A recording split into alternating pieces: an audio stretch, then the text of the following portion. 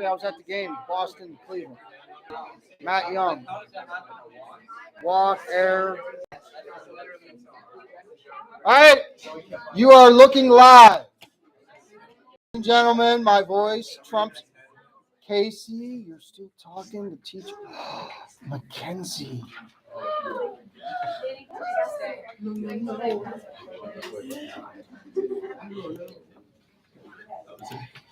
Ladies and gentlemen, we introduce to you Ronald Wilson Reagan. What's the fuss all about? This Ronald Reagan guy.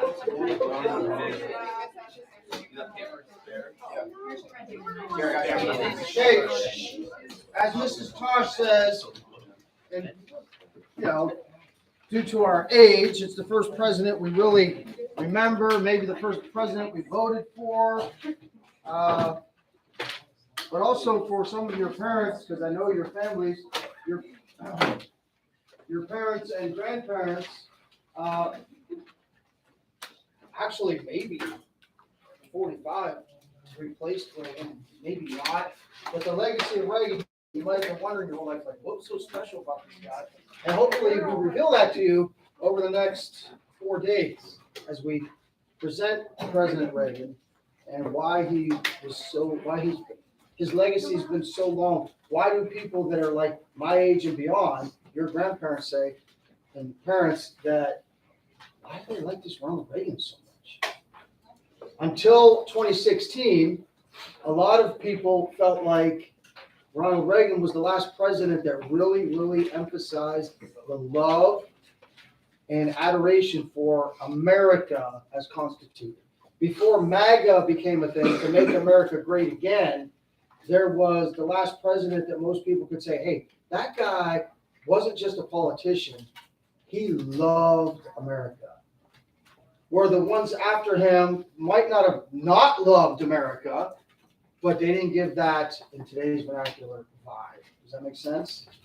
He was constantly talking about the greatness of America, the founding especially of America. Like you talk to people today, and they would all, like most people say, oh yeah, I love America. Well, what do they think America is?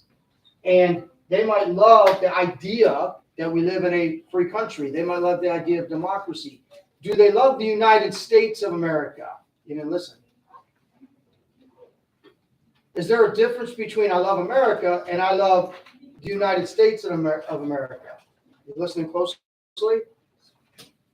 We do ordain and establish this United States of America, the last words of the preamble to the Constitution that establishes what the country is. Today we live in a world where we're divided because generally you've got half the people still holding on to the principles that founded the greatest country in the world, saying to everybody else, what are we doing? If we just stay with what was working for 200 years and made us the most prosperous, successful country in history, why are we getting away from those principles? And the other half saying, hey, times have changed. We got to progress with the times, right? We got to progress with the times. The Constitution, okay, that was good for a time, but that's an old document. It doesn't fit today's world. It's kind of similar to, and I'm not saying they're the same, believe me, please don't say that Mr. Franklin's equating his love for America with his love for God, but it's kind of like we're in the same situation in biblical terms. We've got kind of division within Christianity with people saying, hey, hello, it's about God's word. He's revealed himself to us in his word. You got other people like, well, today's times, maybe we should do it this way now. No. God's word says yeah, but progressive Christianity. And honestly, oftentimes they go together. All right. So Reagan, the legacy is what yours truly said until 4 years ago. And I say 4 years ago because 6 years ago in May, no way I was voting for Trump. You believe that? Actually, I should say April, because the primary was in May. and I didn't vote for Trump in 2016. Primary, Republicans. So up until probably 2018, so I was like, finally, okay, I guess. That I would have said he was the last quote unquote American president. What do I mean by American? As constituted. This is the way it's supposed to work. Government limited. Is that enough introduction for Ronald Wilson Reagan? Did you know he was an actor? How many knew he was an actor? Not quite half knew that Ronald Reagan was an actor. So he rises from Hollywood to Washington, D.C. Here's a quick synopsis of his path from the time he was born. Did we have cake and celebrate Reagan's birthday when you were in 5th grade? No, because we. You guys didn't? I knew it. Yeah. I forget why. There was some It was reason. on I a think it was weekend, on a maybe. snow day. Yeah, I think it was a snow day, you're right. And then we never made Yeah. Yeah. We never did. We should have it now. 'Cause So February, he would have been, oh, I'm sorry. Oops. He's not 11. it. He would have been 111 today. You didn't write 2011, did you? If you wrote 2011, you can't laugh at me.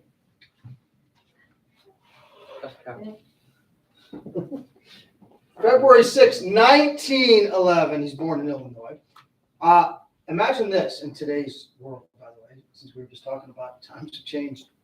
You're at college, you're an athlete, right? Today's environment when it comes to sports, are you going to be able to play 3 different sports in college? No. You go to college, you play one sport, it's a full-time job. So he played football at Eureka, he ran track at Eureka, he was swim team at Eureka, he's captain of the swim team. Why do we have this in our notes? It just kind of shows that at a young age, some people wouldn't commit to 3 sports, am I right? There are some people that have that inner drive, are you one of them? And other people that are just kind of like trying to survive. And they keep rhyming. I just thought of that. They don't look at life as a way to thrive. They're just trying to survive. Some people have the drive. Like they're actually alive. Right? While many of us are like, I'm just trying to, can I just make it through the day? Constant state of tiredness, constant state of, no thanks. How about this? Playing 3 sports in college compared to, this is what I hear. Oh man, it's raining today. We might not have practice. Our meet might get canceled. Yeah, like I hear them rejoicing. They're in track and they're rejoicing that the meet's gonna get canceled. I don't understand. Or you're supposedly dedicating yourself to this whatever sport you're playing, but you can't wait till you hope practice gets canceled. I don't even understand it. Can't relate. And I'm not even saying I don't have his drive, but I can't relate to the exact opposite. Hey, sports fans. He goes from athlete in college to, hey, I think this fits my lifestyle. I'm gonna be a sports announcer. So he goes into sports announcing. He goes into more than just baseball, but he really is making his way up in the minor leagues with the Cubs organization. And while he's out in spring training on the West Coast, announcing for the Chicago Cubs, he happens to say, hey, there's an audition or something in Hollywood. He's like, I think I'll go try, because he did plays in high school. So he goes, and they're like impressed. So he catches on with one of the studios, I don't even know which one, in Hollywood. And so at 26, he's in his first big screen movie. Where'd that come from? And by the way, that's not a typo. It's not Love is in the Air. Love is in the Air. You guys know that song? No. It's Love is on the Air. Get it? Sports announcer. Love is on the air. You ever heard? Hey, on the air. Love is on the air. And then 1940 comes his biggest role. This is where the name Ronald Reagan becomes nationally known. He's in a movie called Newt Rockne, All-American. You probably haven't seen it, but maybe you've seen excerpts from it. Maybe you've heard of this quote before. Go out there and win one for the Gipper. Anybody ever heard of that? Very famous movie quote. It's about Notre Dame and their coach who's dying, and the team's gonna go out there and they're gonna win this for the Gipper. And that becomes his most famous role. Now, the country knows who this Ronald Reagan is, but they're not equating that with anything in politics, right?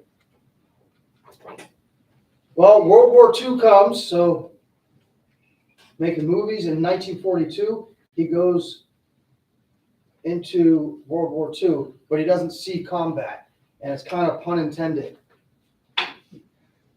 The reason he doesn't see combat is because something's with his eyes. So he was disqualified from combat because of some, I don't even know what it was. I should look into that. That's punny. Noelle liked it. I could tell she liked it by the way she's looking at me, forcing herself not to laugh. Did you get it? Did you follow all that? He didn't see combat because of his eyes. I don't even know why. I should look into that.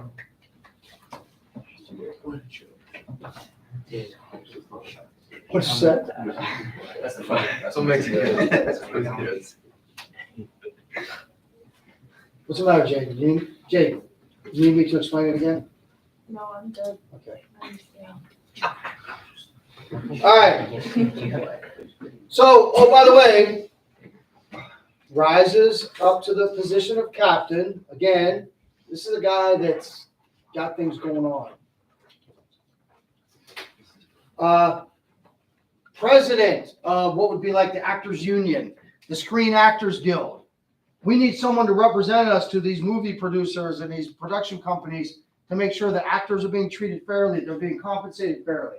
Ronald Reagan. So by the way, we didn't really mention he was born in poverty in 1911. So it's kind of a rags to riches story, which probably contributed greatly to his love for the country. Hello? There's 7.6 billion people in the world, and well over half those people, I almost feel crying right now. What I'm about to say. Well over half the billion, 7.6 billion people in the world, that if they're stuck in poverty, they have no chance, no hope ever to get out of it. Their family will be in that cycle of poverty over and over again. They've been in that cycle, they're being impoverished. They got no hope of getting out of it, either by an actual lawful caste system, or it's just the way the opportunities aren't there like they are in America. The opportunity to go from absolute despair economically to King James, right? From the streets of Akron, growing up on welfare, to the wealthiest athlete in the history of the world. One of the wealthiest people in the world. He added up everything, probably, right? We all talk about Elon Musk, but not that Ronald Reagan made it to that high economically, but we can argue about his influence on the world for good. Now he's really becoming prominently known. Hey, wasn't he the guy in Win for the Gipper? Remember New Rock? Now he's every week. Remember, there were only 4 channels: NBC, CBS, ABC, and PBS. So much of the country every week was watching this show called General Electric Theater. It was literally, have you ever heard of General Electric? A very prominent, used to be very prominent company. It was basically a traveling, like a weekly advertisement, hour-long show where General Electric would sponsor it. And it would basically be a show where Reagan would tour around the country talking to all these different people in different industries. And it was very pro-business and less government. And Ronald Reagan's going to become a Republican by the early 1960s. You might not have known that Ronald Reagan was a Democrat until he was almost my age. So he spent the first 51 years of his life as a Democrat, and through all of these experiences, and I think this had a lot to do with it, becomes a Republican. So by 1964, you guys remember who the leading conservative candidate was in 1964? the guy that they said was extreme. He said, well, Barry Goldwater. Ronald Reagan is going to be, in 1964 election, he's going to become one of the Goldwater Republicans. This so-called extreme ideology that wants to adhere to constitutional principles and free market, that's considered extreme. By the way, your teacher, who you know as this, just kind of normal guy, is considered extreme by people in the media today, education today, government today. I'm considered one of those extremists because I love America. I don't understand.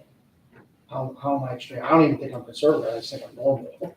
I mean, if you have to put me on a label, you wouldn't say I'm liberal, you'd say I'm conservative, but what does that even mean? So I guess because you believe that the country is great because of the way it was founded, you're extreme. So Goldwater said, if I'm extreme because I love America, I guess I'm extreme. I don't know. But to say extreme in politics is usually death knell, right? You want to be seen as moderate. You want to be seen as normal. Well, this is the debate right now. When you go to vote in 2024, some of you, you're either going to vote one way and you're an extreme liberal, supporting all the riots in the streets in 2020 and all the racial division, or you're going to be extreme the other way, one of those MAGA people. You might support what the kid did in Buffalo because you're one of those, because you're on that side of the political aisle. Right? That's how we are. Because they're going to use what happened in Buffalo now to paint, first report is he's a white supremacist, because you look at his whatever social media he was on, I don't know all the details, but yeah, he had all these posts about hate. So he's a very hateful person. So now, by extension, they're going to try to paint him in with, wow, he's, next thing you know, probably find out he was a Trump supporter. Is that already been out there? I don't know. Anyway, Reagan becomes a Republican, and this speech right here sets the tone for his political future. The speech is called, if you want to look it up later, maybe you're sitting around talking about Ronald Reagan at home or something, and you go, Time for Choosing. I know you're not as interested as me, but it's like 40 minutes long, I think. But it kind of lays out 60 years ago almost, what path is America going to take? And we continue to have that conversation. Because 60 years ago, if you were to talk to your grandparents, and we were in this mid-60s with all the chaos going on, with Lyndon Baines Johnson introducing the Great Society, the war on poverty, government becoming more and more involved in people's life, government spending more and more money, there were people that before that election in 64 would have thought there's no way America would still be here in 2022. But yet, here we are, still surviving, and some people's minds, a lot of people have given up. I haven't. A lot of people have given up, and they've said, you know what, just forget it. It's not going to change. But we're hanging by a thread, right? So every election cycle, everybody says, this is the most important election in American history, right? We're at a crossroads. Where are we going to go from here? Well, it has been true. What are we going to do now? If we don't stop it, how strong was the fabric? Have I said that before? How strong was the fabric that knitted the country together, that we've been through all of this, yet there's still almost half the country that would vote for Donald Trump to make America great again, to look back and say, yeah, we need to get back to our roots. Think about that. That's kind of amazing, isn't it? You with me? You following? With all the progressive ideas that have been perpetuated the last 100 years, almost 20 years now, how are we so still viable and influential? How are people that really do love America as constituted, how do we have any influence still? It's kind of almost miraculous. So how many more generations do we have left to save it? So back then he was saying, look, it's time for choosing. Are you for all of this government intervention? Or are you for government's job is to get out of the way of business? The government's job is to get out of people's way and let them flourish. Let them use the free market. Let them use their own creativity. Let them be who they are and sink or swim, win or lose, succeed or fail based on their own merits.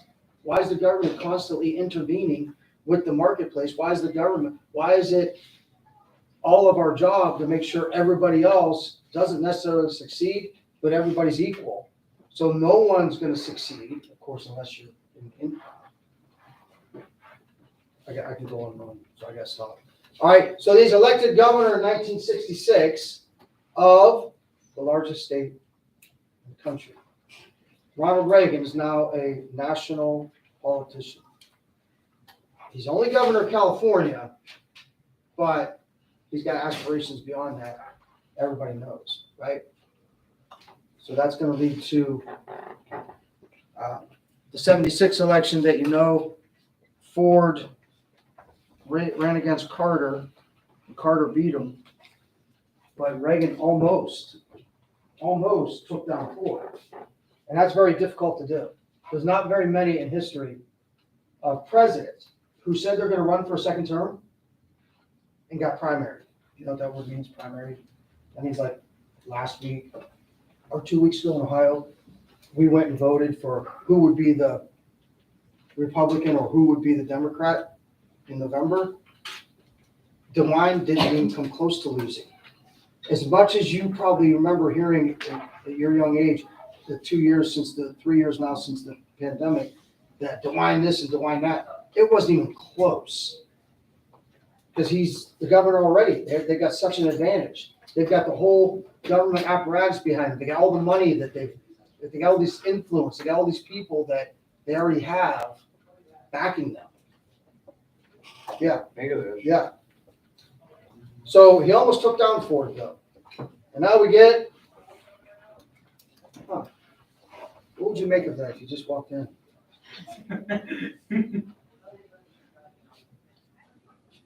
That's like a Rorschach test. Like the ink test. Like if you all would write down your first thought when you saw that right there. Hangman? Yeah.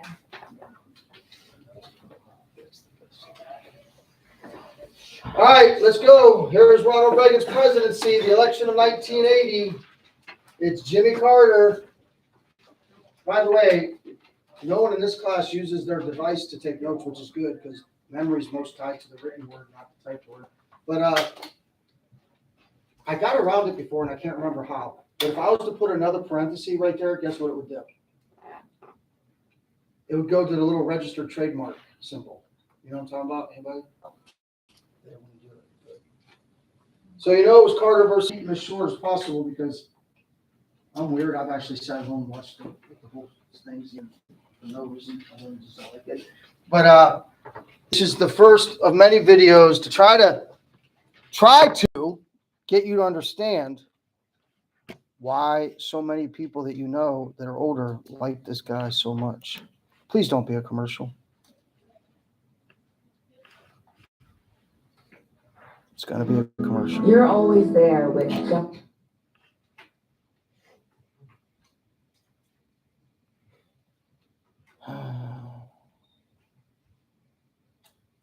Oh.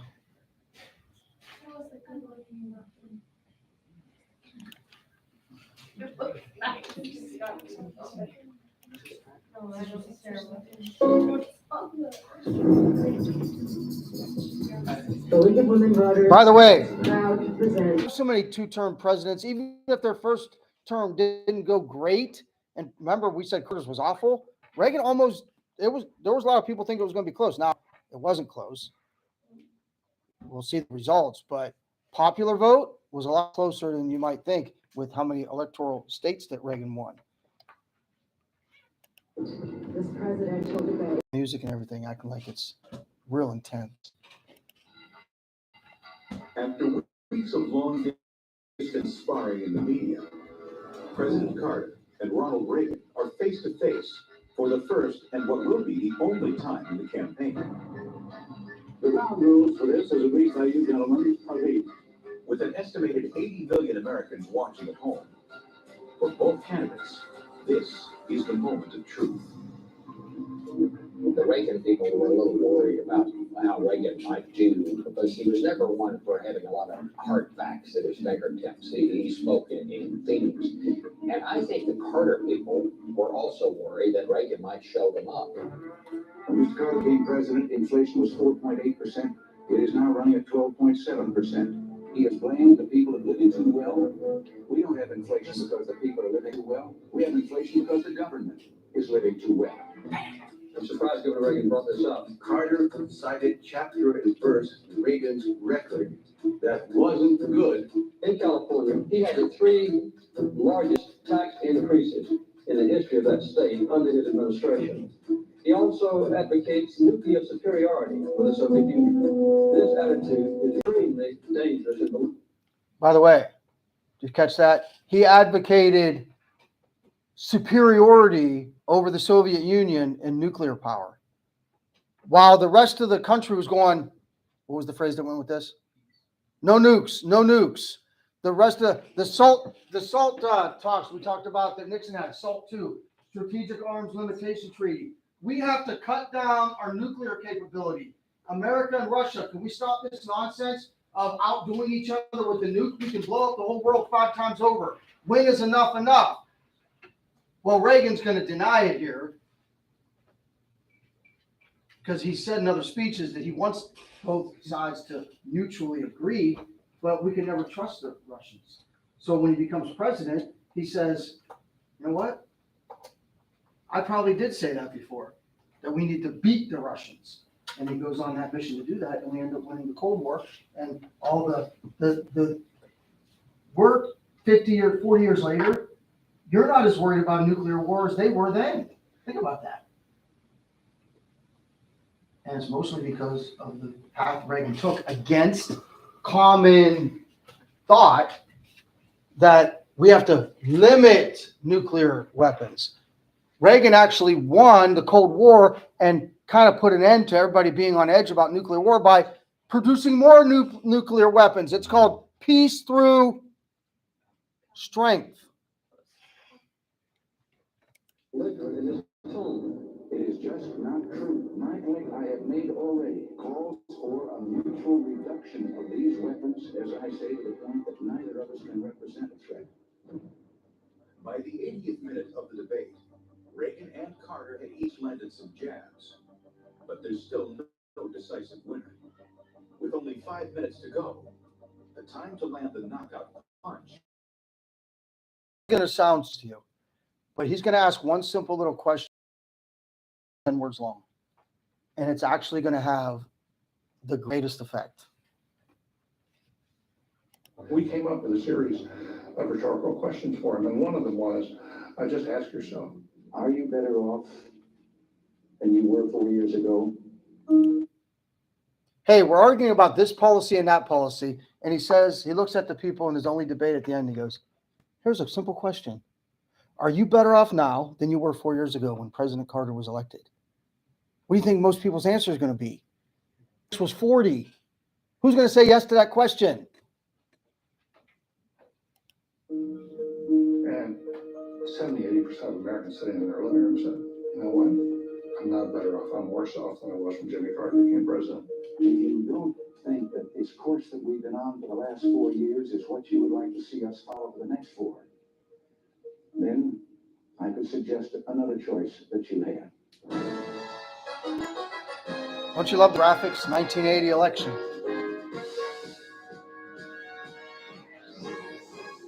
Not quite 1/5 of the nation's vote has been counted on this election day, but Ronald Reagan has jumped into a very early and a sweeping lead.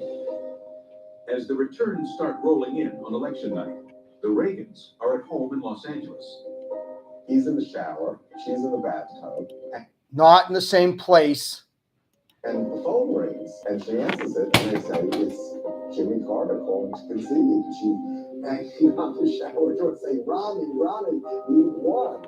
And he out of the shower, dripping wet with the towel around him, hears Jimmy Carter concede the election trophy. Kind of crazy compared to today, huh?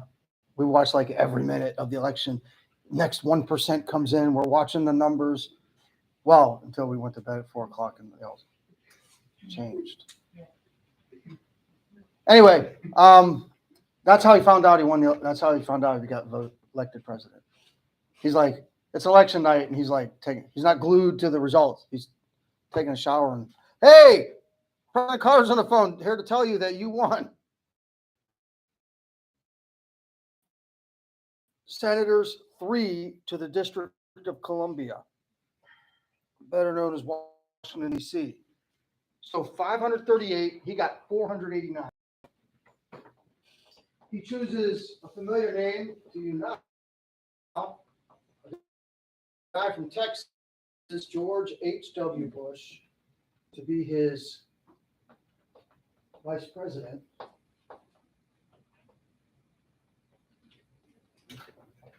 By the way, if you notice the maps as we've been going, Wise, what's mine? I'm tripping. What is it? 489 or 49? That's up to 538, isn't it? Oh, it's 270. You need 270 to win. He got 489. Yeah, I'm tripping. This is the first election.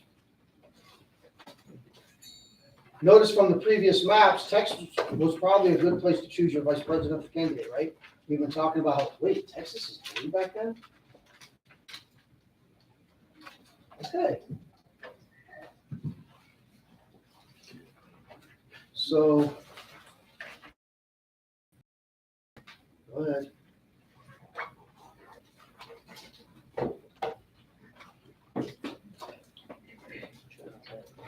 And the map we've been following, that's a sea of red. Carter's from Georgia. We voted for him. His running mate Mondale's from Minnesota, so they voted for them. And then other than that, you got Rhode Island, West Virginia, Maryland, District of Columbia, and Hawaii. Domination, right?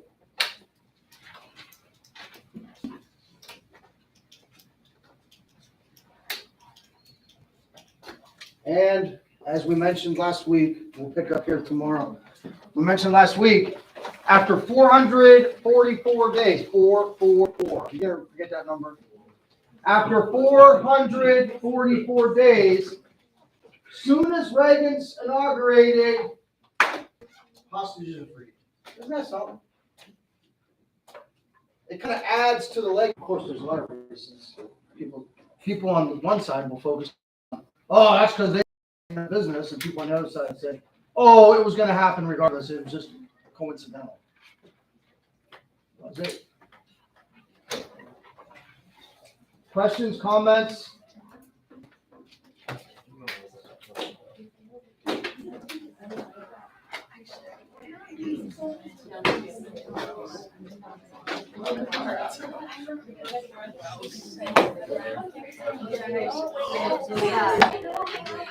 Ronald Reagan had no interest in being average. Just